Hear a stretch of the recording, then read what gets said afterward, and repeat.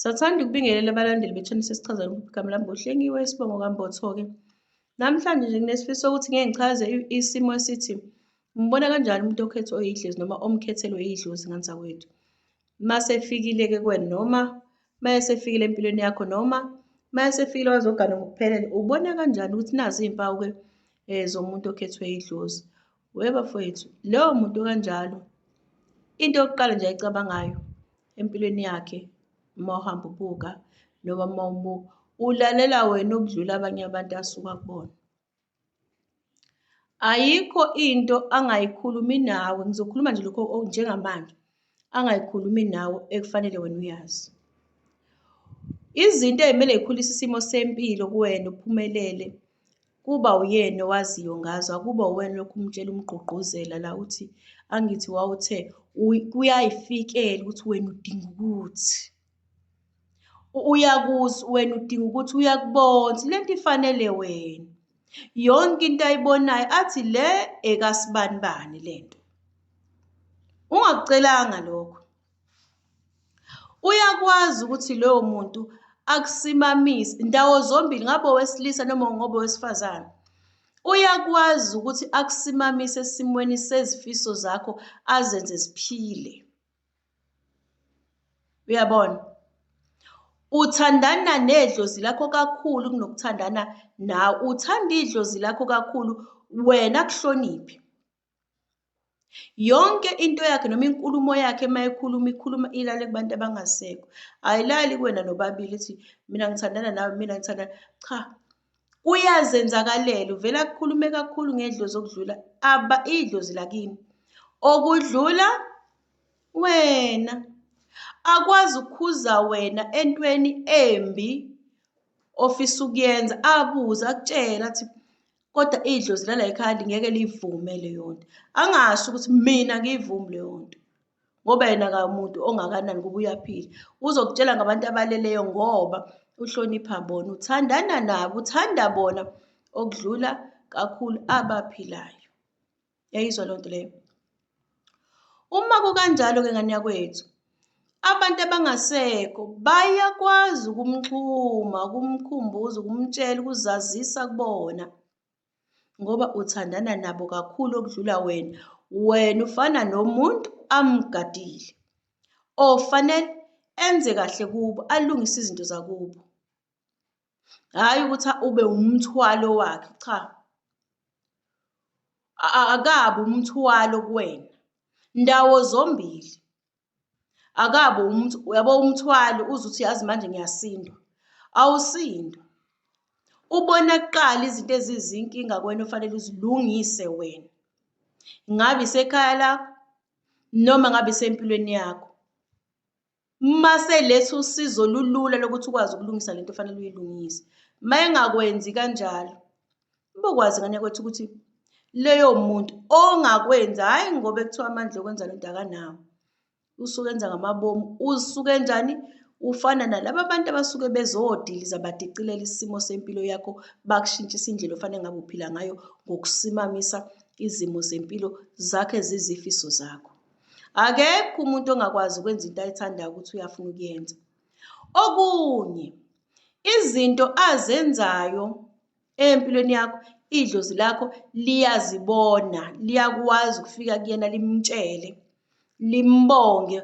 Sibonile lapha ekhaya wenza ukuthi ngoba lixhumana naye ngaso sonke isikhathi.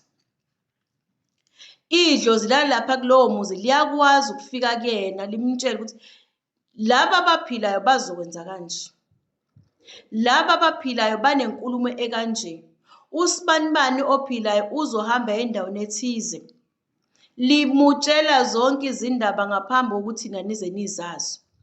Maye eqonywa noma eqomile lizokutshela, ngiyaxolisa ukubeka ngaleli mayejola noma kanjalo nje. Lizofike limtshele lithi lalela usibanibani angasenze into ewukuthi noma usibanibani wenza into ewukuthi nomuntu owukuthi endaweni ethize. Usuyamkhuza-ke wena. Lalela, uzomkhuza akhuzeke uma ukuthi ungumuntu ofisa ukwenza njani, ungumuntu okhethiwe nawe kini ocabangela wena ngathini ubuhlungu noma ohleze edabukela wena engathi engakuphathisa komntwana ahleze ekuvikela entweni ezokulimaza umoya nezodicilela isithunzi sabantu bakini abangasekho.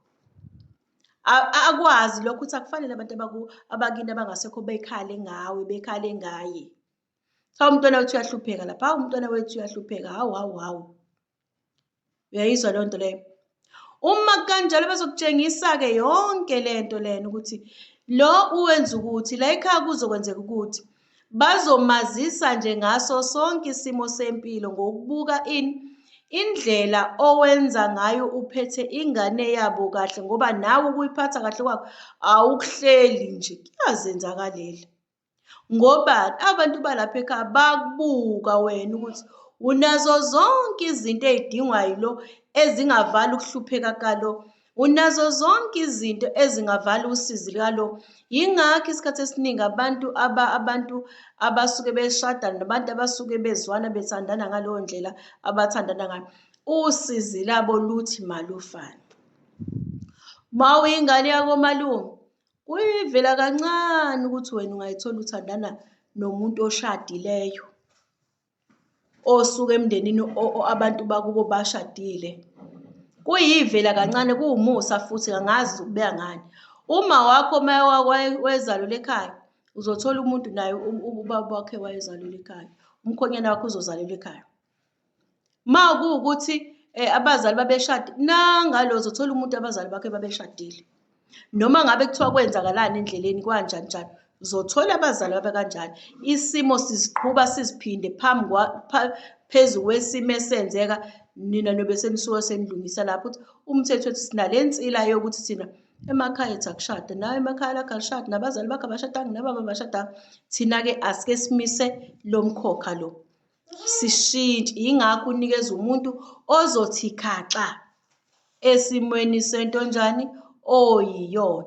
Kodwa meka nede wafika kwavele kwami izinto kwaphela nawe buka ukuthi hayi ngeke. Kufanele mayefika mangabe nje benifuyile ekhaya ubone vele kuba zizale imfuyo, iy'nkukhu zande, kube khona okushintshayo okuhlukayo. Mangabe benabantu enikhala kakhulu ngesimo semali, ubone nje imali ibangathi kuyazameka khona lokho okwenzakalayo. Uyabona? Ziba izinto ey'kanjalo, kusho ukuthi ufika ney'qhamu ezinhle. Uyayizwa lento leyo? Uma kanjalo-ke uboqaphela lowo muntu ukuthi ngahlangana nosibanibani empilweni yami, hayi bona impilo yami inyuka bo, nazi izinto zenzeka bo, nazi iy'mbuzi zami zala bo. Nangumuntu umuntu wesilisa engisiza empilweni ngoba uthunyelwe ukuthi akakuzokwenza. Maye benenhlanhla wathola ngempela umuntu naye ozokwenza into efanayo, labo bantu bakhuphuka baye phezulu, bekwazi ukunqoba umkhokha ngoba besizana bekhuphulana baze bafike la kunqobeka khona umkhokha. Kodwa oyedwa wabo mayesiza lo munye eshona phansi enza ubuxoki nobuqili, kuzophinda isimo sokuthi vele sabokomalume. Ngoba uma uzothatha uyibhekisise kahle abantu abagcina beganene noma beshadene, ngiyabona mase kuliwa sekudlulela lapho suke sekukhona-ke oseshintshile umoya ngendlela suke eshintshile umoya ngoba usuke sevuke yini ubuxoki, yabona. Kodwa uma uzoyibheka basuke bephushana bebambisana, siyafuna ukufika kulesi sigaba, siyafuna ukufika kulesi sigaba, bafike kusona kube khona umshado wabo abasuke bezowenza. Nakanjalo nabanye babambisana, uthole ukuthi kunzima ukudonsa impilo iye phambili, bagcine mhlawumbe bengakwazanga ukuthi bashadane, yabona. Ngoba khona lo munye oshintshe endleleni, ngoba phela abantu abasuke beqhamuka komalume isikhathi esiningi abantu abashiyane ezindleleni, ngoba khona lona owavele nje wajika waphenduka enye into, waphuma wabheka le. Kanti inhloso umshado uthi uliqiniso noma ubufakazi bokuthi uyangiphusha ngeqiniso, ngizokwenzela iqiniso, uyangilekelela, ngizokwenzela iqiniso, size sigcine sesenze sesihlangana siba yinto yodwa mina nawe. ungabe wena usabheka le nomunye ney'ngane zethu zibe into eyodwa thina nasakhe isibongo esisodwa. Shuthi beyikade ninjani? Kade nibambisana niphushana nize nafika kulesi sigaba esiwumphumela ukuthi uphelele phambi kwamehlo kaNkulunkulu nedlozi lakini uphelele konke. Usunguwalapha kulo muzi. Ngobani? Lo uphushile nawe waphusha ngalana wangalokhu uthi ushona ngapha uthi uzodla imali wena kuphela. Uthi wena hayi mina ngizohlala naye kodwa ngisabheka. Idlozi lizokukhombisa. Bayakutshengisa abantu abangasekho ey'ngane zakwethu. Uma umuntu usutholile ukuthi ephusheni lakho, lo muntu lona ngalokho liqale likuxwayise, uyabona? Lingakutshengisa intombazane, uhambe ukhulume ngalo muntu. Lingakutshengisa umuntu wesilisa, liphinde likutshengise. Lingakutshengisa umuntu wakho enza into ethize, ubone ukuthi engazi ukuthi khona okuthize okushaya amanzi. Liyakutshengisa iy'ngane zakwethu. Mase wena ushawa indaba yani enhliziyo yakho ukuthi inhliziyo yakho inamathele. Kodwa ekugcineni kosuku ubani olimalayo? Nguwe. Idlozi liba neqiniso kusukela ekuqaleni likutshengise lowo muntu, yabona, okuyena ozoba. Futhi-ke imvama-ke labantu abasuke bekhethwa idlozi, khona isimanga abantu abanye babuye basenze. Bathi-ke mase bemthathile umuntu athandane nedlozi. Ngomuntu oseke ethandane nedlozi kuyazenzakalela ngoba nalo ilona elimkhethile, ilona elimlandile. Athandane nalo ngaphezu kwakho, abe isicefe, ubujike usungasamfuni, usubona enye into ethandwa ngubani? Uwe. Usumbona lokho ngoba ukanjani? Ufuna yonke into yalapha ekhaya ihambe ngendlela. Khumbula ukuthi akathandani nawe phela. Wedwa wena ufana nomuntu akugadile noma umuntu akubambise ngoba wena mawuzoba wedwa kulolu hambo lwakini nomuntu ozokhethwa wena othandwa wena, ngeke nenze lutho nje kokuya phambili.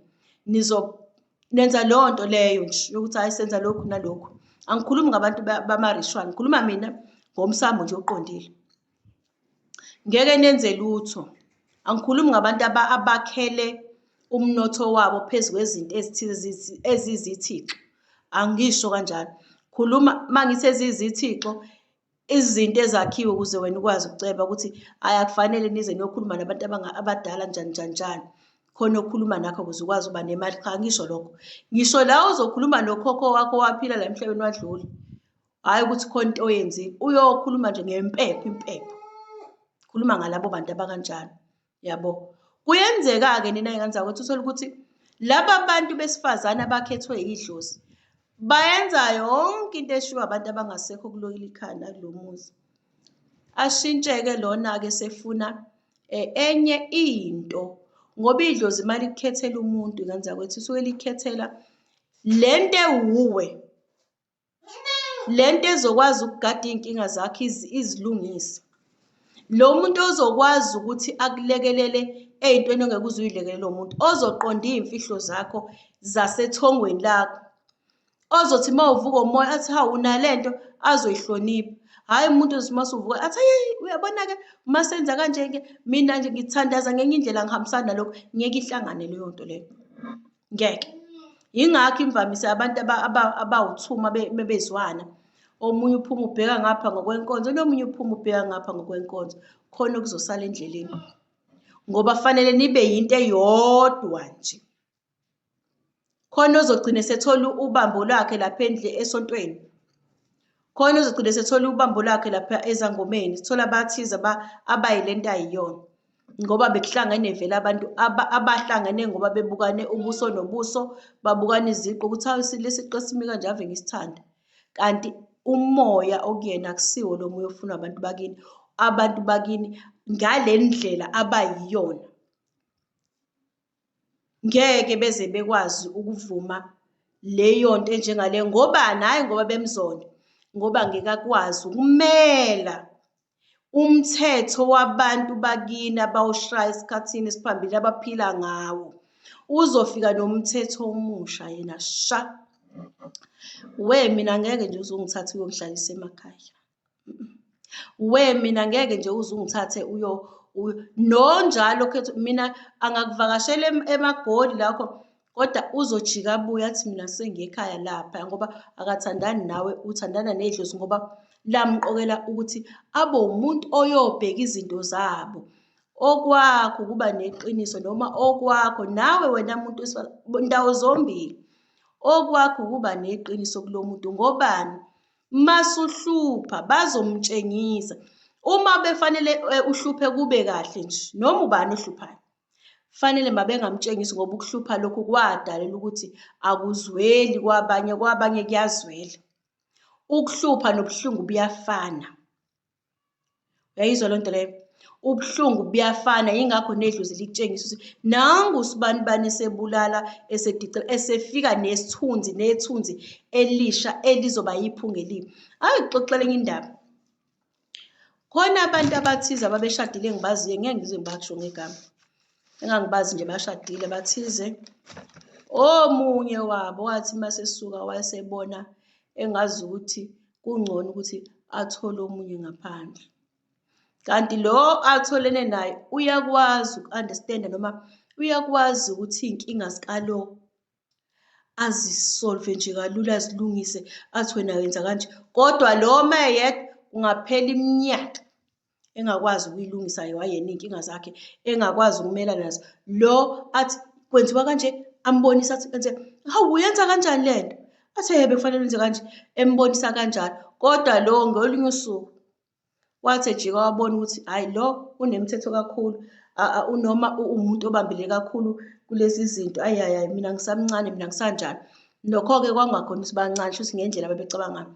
Wayitholela nje okusiceleni. Afuna ngikutshela ukuthi kwenzakalani. Wayethi mayengena base kunuka indlu yonke ngisho ngabe kuthiwa kade ethi mayengena endlini kunuke indlu yonke kunuka unumber 2. Kwenziwa yini lokho? Usengcolile. Wonke umuntu osendlini kuzophakanyiswa iy'cathulo kuthiwa niphakamiseni iy'cathulo sibona niphakamiseni iy'cathulo phakanyiswa iy'cathulo ngoba idlozi liyamceba. Kodwa lamceba lase liphinde lamkhombisa umuntu. Ngesonto nje lilinye.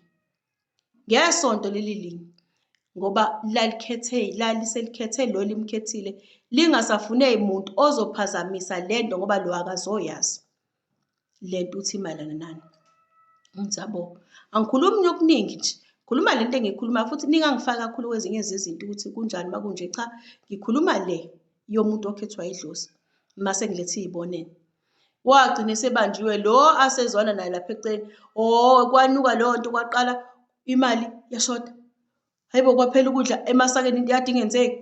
Kwaqala kwaphela kwenziwa yini lokho? Yingoba ushodo oqhumayo kuthiwa ushoti noma ushodo oqhumayo la othatha unikezwe le. Khumbula phela ukuthi imali yabantu abangasekho mawusebenza uthatha ubeke lapha nabo omkhulu sengifikile. Nakho engikuphathela abantwana ufika njengoba kunjalo kuphelele. Okumemeza lapha ngaphandle maqeleni uzokubona kuzokona izinto zalapha ekhaya ngoba nina senidlale ngomuntu enanithi nimkhethe ezogada umuzi kodwa seniyenze njani nomntwana wenu nidlala ngaye.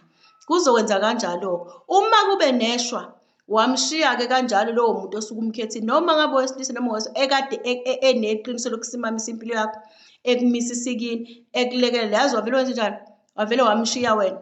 Bazokuthola-ke abangakhethwanga idlozi abazobuka isiqu sakho ukuthi umi kanjani noma abazobuka ukuthi ephaketheni lakho uphetheni. Ukuthatheke lokho wena selimtshengisile leli dlozi lo ukuthi usibani usenza kanje kulungile uzohlala phela uzohlala kodwa wengenza ukuthi liyakushaya-ke idlozi. Ngiyazi ukuthi abanye bathi hayi idlozi lalikuphi njani liyakushaya ngoba uhamba nje imali yakhona ayihlali ngisho isikhathi esingakanani.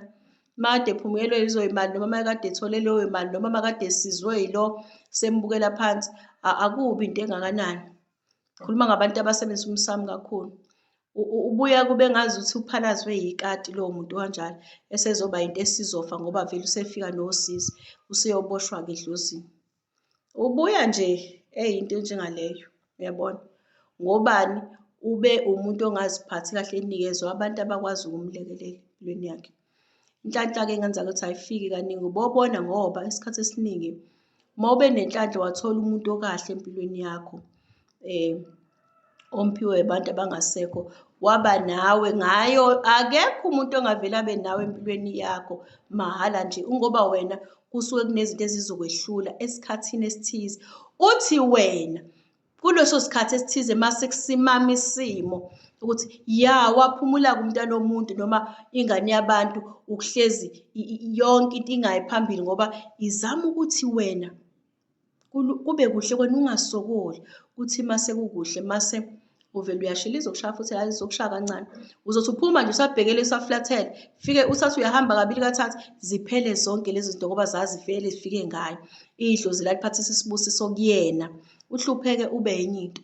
Uthi ningahlukana naye lowo muntu uflathelwa ngisho naye idlozi ngoba usumbatha vele nanomuntu onjani ozomisa isimo sempilo yakhe. Yilapho uthola ukuthi usuhlangene nomuntu kanjani wena ozodicelela impilo yakho, ngoba iningi labantu abangathi bathanda izinto ezinhle kakhulu ey'khala kahle kakhulu baze kuthiwa ikhiwane elihle ligcwala izibungu. Angithi yabo, ikhona into enjengaleyo. Wena uthi ngifuna lela khiwane mina, ngilifuni leli la. Thathe lelo khiwane-ke ulidle, ukhishwe isisu ube yona yonke into. Uzobuye kuswe yenye into, usuzokhala usuzothi usuyaxolisa. Awuxolisi kahle kahle, ingoba usushawe ithongo, usuke ungeke usazohlala-ke lapho. Ngeke futhi ube nokujabula okulula ngoba konke owawukunikeziwe sekuphelile futhi kuvaliwe, sekuzovuka kulo muntu obebe neqiniso kuwena. Nabe wesifazane noma ngabe wesilisa angikhethi, ngikhuluma nje ngendaba yomuntu okhethwe idlozi ukuthi indaba yakhe akuyona indaba ephela nje ukuthi la ngikhetha-ke idlozi wangishiya umuntu kwaphelelaphi. Lokho onakho la kusingatha, lokho onakho la kusingatha, wathola ukuthi usenjalo, usegula, usenjalo, ayadlula emhlabeni. Yabona, mayedlula usale uphila impilo le ezoba yintsha kuwe ngobani wahluleka phela. Kodwa-ke kuba ngenhlanhla yethongo ukuthi loyo muntu loyo khona sekufike leso sigaba akashiyanga yini ikhaya, kusuke sekusedlozini laloyo muzi noma kuye ukuthi walithanda kangakanani idlozi. Engingakusho nje ingane zakwethu, kubalulekile ukubona umuntu ozwana naye noma ningaba nesimo esikanjani, kodwa umthole ukuthi uhambisa kakhulu izimo, nawe uyabhekisisa, uhambisa kakhulu izimo ey'siza wena, kodwa yena hhayi ukuthi eyakhe impilo futhi iyonakala. Cha, nawe ngapha uletha amandla afanayo. Hawu, kini kukanje kanje kanje kanje. Hawu, nawe lokhu kube sukulungisile, kodwa makukhona kuwuyena yedwa lokhethi, uyibheke leyo ngozi ngoba izohamba kushonise phansi. Ngiyabona, kufanele noma nilethe amandla afanayo, noma ungangamnikeza, noma ungamnika imali angakubuyiseli imali, kodwa umnikeze imali. Indlela yenhlonipho nendlela ayenza ngayo izinto zokumisa ikhaya zikhomba ukuthi cha, lo muntu lona ukuba kuthiwa uyena onemali ngabe uletha kanje nakumina kube yimina engili. Uyabona, kuba kanjalo ingane zakwethu. Ngicela ukuthi-ke ngime lapha okwanamhlanje ingane zakwethu, sophinde sikhulume okunye ngokulandela.